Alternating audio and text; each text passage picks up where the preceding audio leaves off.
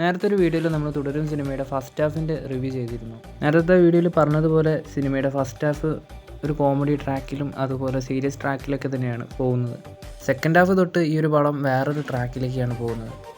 സിനിമയിലെ കഥയിലേക്കൊന്നും ഞാൻ അങ്ങനെ കടക്കുന്നില്ല. എന്നിരുന്നാലും സെക്കൻഡ് ഹാഫിൽ കംപ്ലീറ്റ് ആക്ടർ അഴിഞ്ഞാട്ടം തന്നെയാണ് കാണാൻ സാധിച്ചത്. കുറേ കാലത്തിന് ശേഷം ലാലേട്ടൻ്റെ ഒരു ഗംഭീര പെർഫോമൻസ് തന്നെയാണ് ഈ ഒരു സിനിമയിൽ കാണാൻ സാധിച്ചത്. സിനിമയിൽ ഫൈറ്റ് സീൻസ് ഉണ്ടോ എന്ന് ചോദിച്ചാൽ അതെന്തായാലും നിങ്ങൾ തിയേറ്ററിൽ വന്ന് കാണുന്നതായിരിക്കും നല്ലത്.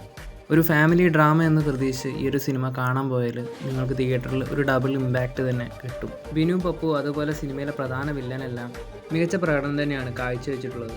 നല്ല ഇമ്പാക്റ്റുള്ള BGM തന്നെയാണ് ജെയ്ക്സ് വിജയ് ഈ ഒരു സിനിമയ്ക്ക് വേണ്ടി ഒരുക്കിയിരിക്കുന്നത്. ചില സീനുകളിലൊക്കെ ഒരു ഹൈ മൊമെൻറ്റ് തരാൻ ജെയ്ക്സ് വിജയുടെ BGMന് കഴിഞ്ഞിട്ടുണ്ട്. മണിയമ്പിള്ള രാജുവിൻ്റെ കുട്ടിയച്ഛൻ എന്ന ക്യാരക്ടറും സിനിമയിൽ അഭിനയിച്ച ഓരോ കഥാപാത്രങ്ങൾക്കും പെർഫോം ചെയ്യാനുള്ള ഒരു സ്പേസ് തരുൺമൂർത്തി ഈ ഒരു സിനിമയിൽ നൽകിയിട്ടുണ്ട്. ലാലേട്ടൻ ശോഭന കോംബോ നമുക്ക് കുറേ കാലങ്ങൾക്ക് ശേഷം സ്ക്രീനിൽ കാണാൻ സാധിച്ചതും അത് മികച്ച രീതിയിൽ തരുൺമൂർത്തി ഈ ഒരു സിനിമയിൽ പ്രസൻറ്റ് ചെയ്തിട്ടുണ്ട്. എന്തായാലും ലാലേട്ടൻ്റെ അടുത്തൊരു വൻ വിജയം നേടുന്ന ചിത്രമായിട്ട് തുടരും സിനിമ മാറുമെന്ന് തന്നെയാണ് പ്രതീക്ഷിക്കുന്നത്.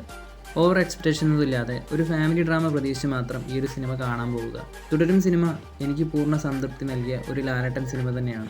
തുടരും സിനിമ തിയേറ്ററിൽ പോയി കണ്ടവരുണ്ടെങ്കിൽ നിങ്ങളുടെ അഭിപ്രായം താഴെ കമൻറ്റ് ചെയ്യും. കൂടുതൽ ലാലേട്ടൻ സിനിമകളുടെ അപ്ഡേറ്റുകളുമായി അടുത്തൊരു വീഡിയോയിൽ കാണാം.